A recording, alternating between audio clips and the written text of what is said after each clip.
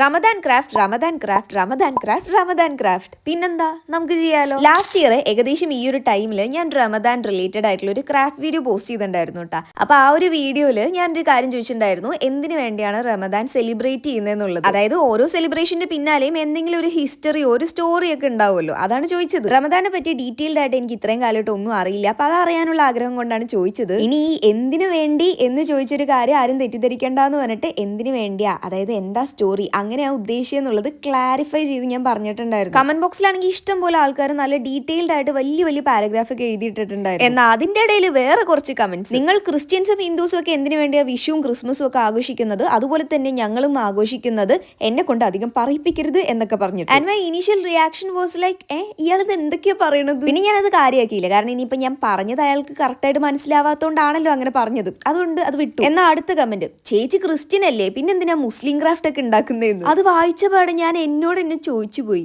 മുസ്ലിം ക്രാഫ്റ്റോ, അതെന്ത് ക്രാഫ്റ്റ്? ഇത്രയും കാലമായിട്ട് ഞാൻ ഇങ്ങനൊരു വിഭാഗം വന്നത് അറിഞ്ഞിട്ടില്ല. എടാ കുട്ടാപ്പി, ആർട്ടും ക്രാഫ്റ്റും എന്നൊക്കെ പറഞ്ഞ ആർട്ടും ക്രാഫ്റ്റും അത്രേ ഉള്ളൂ, അതല്ലാതെ Muslim craft, Hindu craft, Christian craft അങ്ങനെ ഒന്നുമില്ല. ഇതൊന്നും ഒന്നുമല്ല. ചാനൽ സ്റ്റാർട്ട് ചെയ്തപ്പോൾ മുതൽ ഈ ഒരു നിമിഷം വരെ വരുന്ന കമന്റ്സ് ആണ്, are you Christian, are you Hindu, are you Muslim എന്നൊക്കെ ചോദിച്ചിട്ട്. എനിക്കിപ്പോഴും മനസ്സിലാവാത്തത് ഈ ഒരു ചോദ്യത്തിന്റെ പ്രസക്തി എന്താന്നുള്ളതാണ്. And sad part is that ഈ ചോദ്യം ചോദിക്കുന്ന മിക്ക ആൾക്കാരും ചെറിയ മക്കളാണ്. ഇത്രയും ചെറിയ പിള്ളേരുടെ മനസ്സിലേക്ക് ആദ്യം തന്നെ ഈ കാസ്റ്റും റിലീജിയനൊക്കെ എങ്ങനെ ഓടിയെത്തുന്നതെന്ന് എനിക്ക് ആലോചിച്ചിട്ട് ഒരു പിടുത്തൂല. എനിക്ക് ആകെ ഒറ്റ കാര്യം പറയാനുള്ളൂ, ഈ മതം, ദൈവവിശ്വാസം ഇങ്ങനെയുള്ള കാര്യങ്ങളൊക്കെ ഓരോ ആൾക്കാരുടെ പേഴ്സണൽ പ്രിഫറൻസുകളാണ്. പക്ഷെ അതിനേക്കാളും ഒക്കെ മുൻപ് കലയെ കലയായിട്ടും മനുഷ്യരെ മനുഷ്യരായിട്ടും കാണാൻ പഠിക്കും. നിങ്ങളുടെ അഭിപ്രായം എന്തായാലും പറയാം. അപ്പൊ അടുത്ത വീഡിയോയിൽ കാണാം.